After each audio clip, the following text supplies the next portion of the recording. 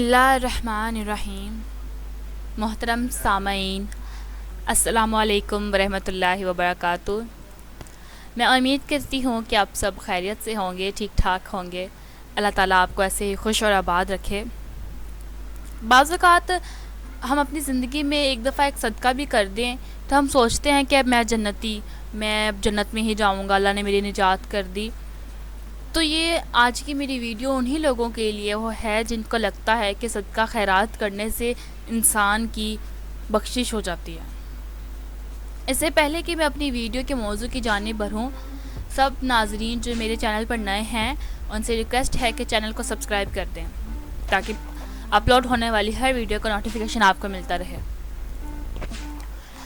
تو کہانی ہے کہ ابو نصر آباد نامی ایک شخص اپنی بیوی اور ایک بچے کے ساتھ غربت و افلاس کی زندگی بسر کر رہا تھا۔ ایک دن وہ اپنی بیوی اور بچوں کو بھوک سے نڈھال اور بلکتا روتا گھر میں چھوڑ کر خود غموں سے چور کہیں جا رہا تھا کہ راہ چلتے اس کا سامنا ایک عالم دین احمد بن مسکین سے ہوا، جسے دیکھتے ہی ابو نصر نے کہا، اے شیخ، میں دکھوں کا مارا ہوں اور غموں سے تھک گیا ہوں۔ شیخ نے کہا، میرے پیچھے چلے آؤ، ہم دونوں سمندر پر چلتے ہیں۔ سمندر پر پہنچ کر شیخ صاحب نے اسے 2 رکعت نفل نماز پڑھنے کو کہا۔ نماز پڑھ چکا تو اسے ایک جال دیتے ہوئے کہا کہ اسے بسم اللہ پڑھ کر سمندر میں پھینکو۔ جال میں پہلی بار ہی ایک بڑی ساری عظیم الشان مچھلی پھنس کر باہر آ گئی۔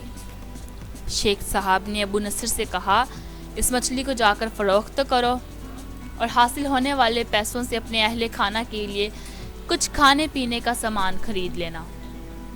ابو نصر نے شہر جا کر مچھلی فروخت کی، حاصل ہونے والے پیسوں سے ایک قیمے والا اور ایک میٹھا پراٹھا خریدا اور سیدھا شیخ احمد بن مسکین کے پاس گیا اور اسے کہا کہ حضرت ان پراٹھوں میں سے کچھ لینا قبول کیجیے۔ شیخ صاحب نے کہا، اگر تم نے اپنے کھانے کے لیے جال پھینکا ہوتا تو کسی مچھلی نے نہیں پھنسنا تھا۔ میں نے تمہارے ساتھ نیکی کی، گویا اپنی بھلائی کے لیے کی تھی، نہ کہ کسی اجرت کے لیے۔ تم یہ پراٹھے لے کر جاؤ اور اپنے اہل خانہ کو کھلاؤ۔ ابو نصر پراٹھے لیے خوشی خوشی اپنے گھر کی طرف جا رہا تھا کہ اس نے راستے میں بھوکے ماری ایک عورت کو روتے دیکھا، جس کے پاس ہی اس کا بے حال بیٹا بھی بیٹھا ہوا تھا۔ ابو نصر نے اپنے ہاتھوں میں پکڑے ہوئے پراٹھوں کو دیکھا اور اپنے آپ سے کہا کہ اس عورت اور اس کے بچے اور اس کے اپنے بچے اور بیوی میں کیا فرق ہے؟ معاملہ تو ایک جیسا ہی ہے، وہ بھی بھوکے ہیں اور یہ بھی بھوکے ہیں، پراٹھے کن کو دوں؟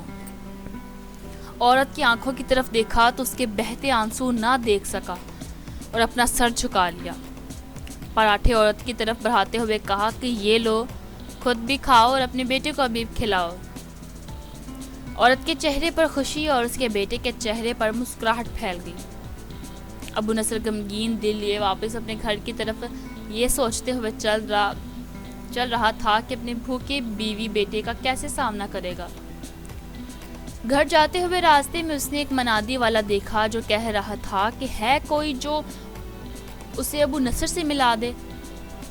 لوگوں نے منادی والے سے کہا، یہ دیکھو تو صحیح، یہی تو ہے ابو نصر۔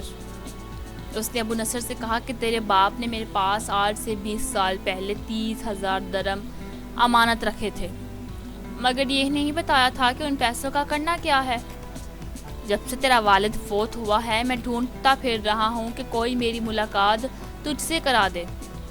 آج میں نے تمہیں پا ہی لیا ہے، تو یہ لو 30,000 درہم، یہ تمہارے باپ کا مال ہے۔ ابو نصر کہتا ہے، میں بیٹھے بٹھائے امیر ہو گیا، میرے کئی گھر بنے اور میری تجارت پھیلتی چلی گئی۔ میں نے کبھی بھی اللہ کے نام پر دینے میں کنجوسی نہ کی، ایک ہی بھار میں شکرانے کے طور پر 1000 درہم صدقہ دے دیا کرتا تھا۔ مجھے اپنے آپ پر رشک آتا تھا کہ کیسے فراخ دلی سے صدقہ خیرات کرنے والا بن گیا ہوں۔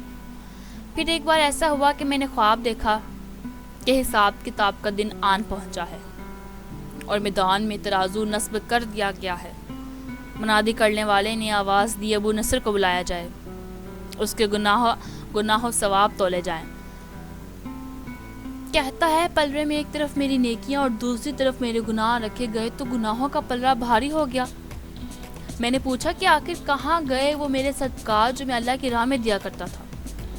تولنے والوں نے میری صدقات نیکیوں کے پلڑے میں رکھ دیے۔ ہر ہزار درہم کے صدقات کے نیچے نفس کی شہوت، میری خود نمائی کی خواہش اور ریاکاری کا ملمحہ چڑھا ہوا تھا، جس نے ان صدقات کو روئی سے بھی زیادہ ہلکا بنا دیا تھا۔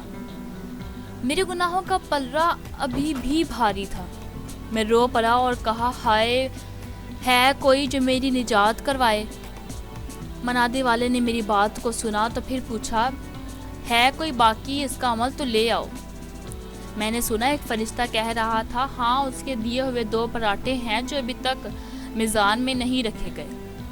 وہ 2 پراٹھے ترازو پر رکھے گئے تو نیکیوں کا پلڑا اٹھا ضرور، مگر ابھی نہ تو برابر تھا اور نہ ہی زیادہ۔ منادی کرنے والے نے پھر پوچھا، ہے کچھ اس کا اور کوئی عمل؟ فرشتے نے جواب دیا، ہاں، اس کے لیے ابھی کچھ باقی ہے۔ منادی نے پوچھا، وہ کیا؟ کہا، اس عورت کے آنسو جسے اس نے اپنے 2 پراٹھے دیے تھے۔ عورت کے آنسو نیکیوں کے پلڑے میں ڈالے گئے، جن کے پہاڑ جیسے وزن نے ترازو کے نیکیوں والے پلڑے کو گناہوں کے پلڑے کے برابر لا کر کھڑا کر دیا۔ ابو نصر کہتا ہے، میرا دل خوش ہوا کہ اب نجات ہو جائے گی۔